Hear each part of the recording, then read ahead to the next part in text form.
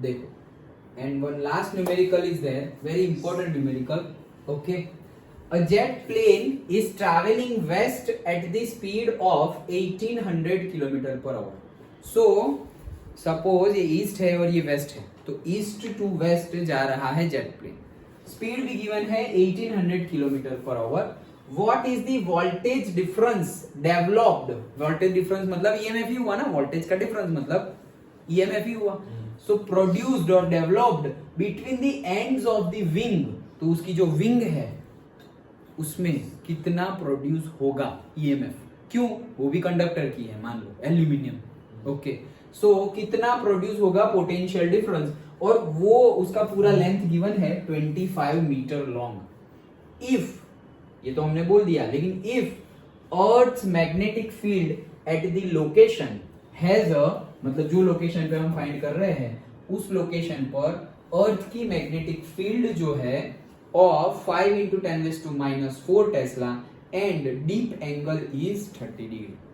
तो magnetic field भी given है और डीप एंगल भी गिवन है. डीप एंगल क्या है बताता हूं. देखो, सबसे पहले तो हम देखते हैं वेलोसिटी गिवन है 1800 किलोमीटर पर आवर, उसको SI यूनिट में कन्वर्ट कर दो मीटर पर सेकंड, तो डायरेक्टली 5/18 से मल्टीप्लाई कर दिया, वही किलोमीटर का हो जाएगा 1000 डिवाइडेड बाय 3600, तो 1000/3600 मतलब कितना हो जाएगा 5/18. ओके, तो उससे मल्टीप्लाई किया और हमें मीटर पर सेकंड में मिल गया. बी हमें जो गिवन है और ये हमारा डीप एंगल जो गिवन है 30. अब याद रखना, अर्थ के मैग्नेटिक फील्ड की जो डायरेक्शन है वो है साउथ टू नॉर्थ. अर्थ के मैग्नेटिक फील्ड की डायरेक्शन क्या है? साउथ टू नॉर्थ, याद रखना. सो साउथ टू नॉर्थ, सपोज ये साउथ है और ये नॉर्थ है, तो अर्थ के मैग्नेटिक फील्ड की डायरेक्शन ऐसी है. अर्थ के मैग्नेटिक फील्ड की डायरेक्शन का जो हॉरिजॉन्टल कंपोनेंट, यही हॉरिजॉन्टल कंपोनेंट, तो यही उसकी डायरेक्शन है. तो अगर ऐसा ही होता तो कोई प्रॉब्लम थी ही नहीं. ओके, लेकिन इन्होंने ऐसा नहीं गिवन है. इन्होंने क्या बोला है? Deep angle is 30. Deep angle is 30 मतलब जो मैग्नेटिक फील्ड है वो अर्थ की जो हॉरिजॉन्टल कंपोनेंट है मैग्नेटिक फील्ड का, उसके साथ वो एक एंगल बना रहा है. कितना एंगल बना रहा है? वो जो, उसी को डीप एंगल बोलते हैं, जितना एंगल बना रहा है. तो हमारा जो मैग्नेटिक फील्ड है ये अर्थ का मैग्नेटिक फील्ड है, साउथ टू नॉर्थ. ये सपोज हमारा मैग्नेटिक फील्ड है, तो ये हमारा मैग्नेटिक फील्ड ऐसे नहीं है. ऐसे होता तो वो जीरो एंगल बनाता, पैरेलल ही हो गया ना इससे. लेकिन ऐसा नहीं है, ऐसे थोड़ा टेढ़ा है. तो ये जो एंगल बना, जैसे कि ऐसा है, तो ये जो एंगल बना, ये इसके बीच में ये वाला, ओके, ये जो एंगल बना उसी को बोलते हैं डीप एंगल. गिवन हो तो हमें यूज करना पड़ेगा, और अगर नहीं गिवन है तो हम बोल देंगे कि पैरेलल ही. डन. ओके, सो अब डीप एंगल की बात करें तो मान लो कि ये साउथ टू नॉर्थ 3D में अभी जो बता रहा था, अभी यहां मत बोलना सर यहाँ कहां से साउथ आया. अभी तो हमने इस साइड वेस्ट लिया है, इस साइड ईस्ट लिया है, लेकिन सपोज इस साइड साउथ है और इस साइड नॉर्थ है, ये तो ये एंगल, ये जो एंगल है ये, क्योंकि ऐसे हॉरिजॉन्टल होना चाहिए, लेकिन ऐसे हॉरिजॉन्टल नहीं, ऐसे है. ऐसे है मतलब ये जो एंगल बन रहा है वो है डीप एंगल. तो उसको ही मैं यहाँ शो कर रहा हूँ, ये साउथ नॉर्थ, और ये ऐसे होना चाहिए लेकिन ऐसे नहीं है, ऐसे है. ये 30 एंगल 30 डिग्री गिवन है. तो उसके कंपोनेंट लेने पड़ेंगे. अगर उसको कंपोनेंट लेंगे तो ये बी है हमारा, तो ये हो गया बी साइन थीटा और ये हो गया B cos theta. Okay, now ये जो हॉरिजॉन्टल साउथ टू नॉर्थ, तो ये साउथ टू नॉर्थ का तो हो गया क्या, हॉरिजॉन्टल, उसके साथ ही आ गया बी कॉस थीटा, वो हॉरिजॉन्टल हो गया, और ये वर्टिकल कंपोनेंट हो गया बी साइन थीटा. तो थीटा जो भी गिवन हो वो ले लेना है. ओके, अब यहां पर अगर हम देखें तो ये है ईस्ट और ये है वेस्ट. अगर ईस्ट, जैसे मैं यहां खड़ा हूं, ईस्ट की साइड देख रहा हूं, तो ये ईस्ट है, मेरे पीछे वेस्ट है, इस साइड साउथ हुआ, इस साइड नॉर्थ हुआ, अंदर नॉर्थ हुआ, बराबर. अब मैंने क्या बोला कि अर्थ की मैग्नेटिक फील्ड की डायरेक्शन क्या होगी? South to north. तो यहां से यहां मतलब अंदर जाएगी. ओके, लेकिन अंदर जाएगी वो तो ओरिजिनल ऐसी होगी, लेकिन हमारा तो ऐसा डायरेक्टली अंदर जा नहीं रहा है. हमारा ऐसे अंदर डायरेक्टली तो जा नहीं रहा, हमारा तो ऐसा टेढ़ा है. टेढ़ा है तो हमने कंपोनेंट ले लिए ना, ये एक कंपोनेंट और एक ये कंपोनेंट. तो ये जो कंपोनेंट है वो है मेरा BH.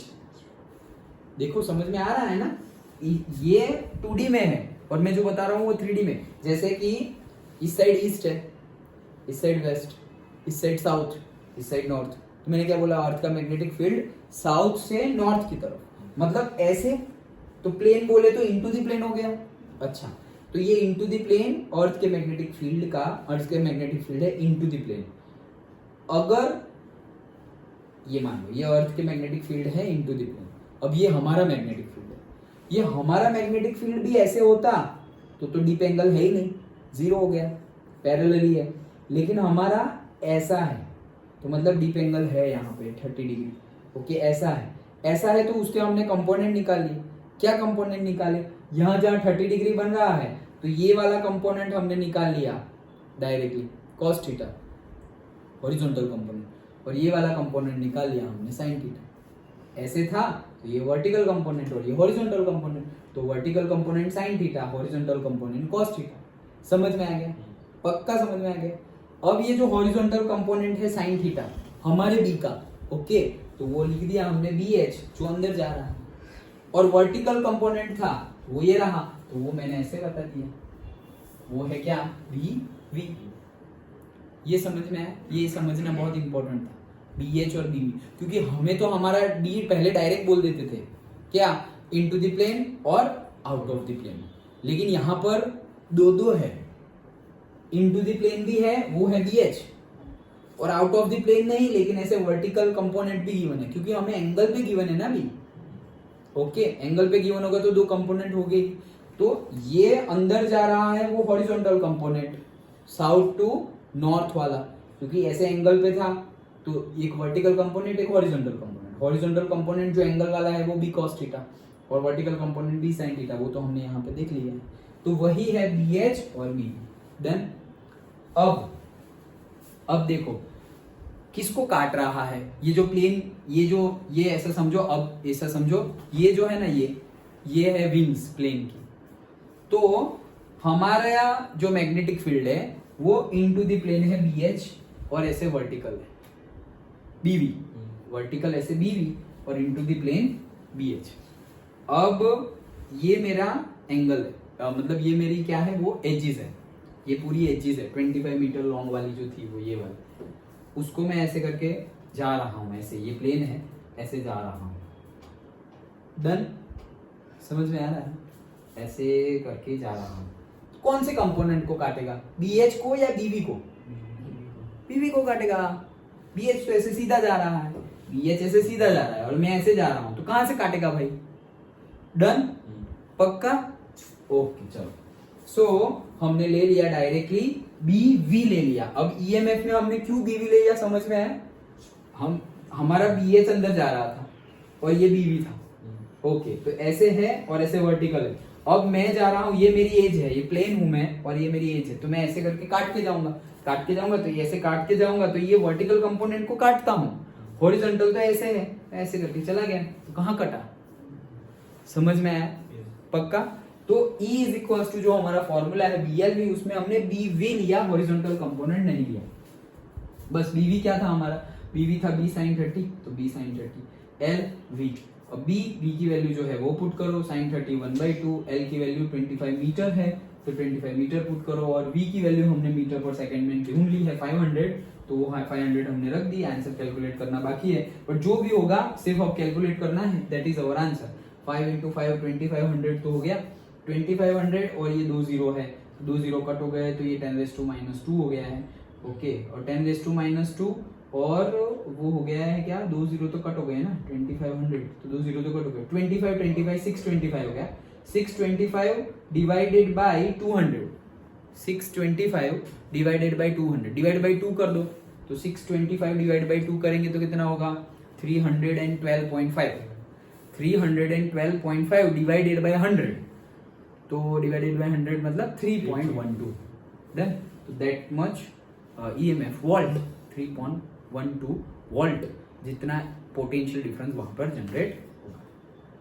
अंडरस्टूड, आया समझ में, पक्का, श्योर, ओके। सो ये हमारा कंसेप्ट था, कौन सा, मोशनल इलेक्ट्रोमोटिव फोर्स, जैसे ये भी मोशन कर रहा है तो ये इलेक्ट्रोमोटिव फोर्स जनरेट होगा, ओके, समझ में आ गया, पक्का, ओके। सो ये हमारा कंसेप्ट था मोशनल इलेक्ट्रोमोटिव फोर्स का। एंड